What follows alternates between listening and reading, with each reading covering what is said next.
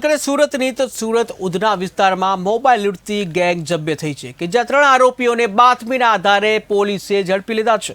ત્યારે વહેલી સવારે એકલ લોકલ લોકોને બનાવતા હતા ટાર્ગેટ, જ્યાં રાહતદારીઓ લોકો પાસે મોબાઈલની ચલાવતા હતા લૂંટ।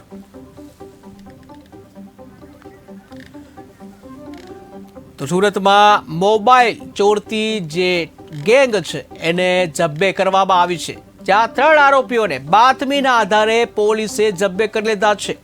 જ્યાં વહેલી સવારે એકલ દોકલ જે લોકો હતા એ લોકોને ટાર્ગેટ કરવામાં આવતા હતા, જ્યાં લોકલ ટ્રેનમાં પણ લોકોને ટાર્ગેટ કરવામાં આવતા, ત્યારે રાહદારીઓ લોકો પાસે મોબાઈલની લૂંટ ચલાવતા હતા। જે અંતર્ગત આજે 3 લોકોને પોલીસે ઝડપી પાડ્યા છે કે જે અવારનવાર આ પ્રકારના જે કિસ્સાઓ સુરતમાં બનતા હોય છે। ત્યારે સુરતના ઉધના વિસ્તારમાં જ્યાં ટોળકી જે છે મોબાઈલની ચોરી કરતી હતી, મોબાઈલની લૂંટ ચલાવતી હતી, જ્યાં આ ગેંગને પોલીસે બાતમીના આધારે ઝડપી પાડ્યા છે।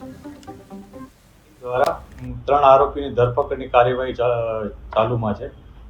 આ ઘટનામાં બનાવ એવો હતો કે ઉધના પોલીસ સ્ટેશનમાં દક્ષેશ્વર 3 રસ્તા અને જોગેશ્વરી 3 રસ્તા આ બંને સ્થળે આ 3 આરોપીઓએ એક જગ્યાએ લૂંટ અને એક જગ્યાએ સ્નેચિંગનો ઘટનાને અંજામ આપ્યો હતો। જે અનુસંધાને પોલીસે આ ત્રણેયની ધરપકડની તજવીજ ચાલુ કરેલ છે। આ બનાવમાં આ 3 જણાએ પહેલાં એક રાહદારીને ઉધના જે દક્ષેશ્વર 3 રસ્તા છે તે બાજુ જઈ અને એને માર મારી અને એની પાસેથી મોબાઈલ ઝૂંટવી લીધો હતો અને લૂંટ ચલાવી હતી। આ જ રીતના એણે આના 3 દિવસ અગાઉ જોગેશ્વરી 3 રસ્તા પાસે પણ આ જ પ્રકારની એક ઘટનાને અંજામ આપતા એક મોબાઈલ સ્નેચિંગ કરી અને જતા રહ્યા હતા।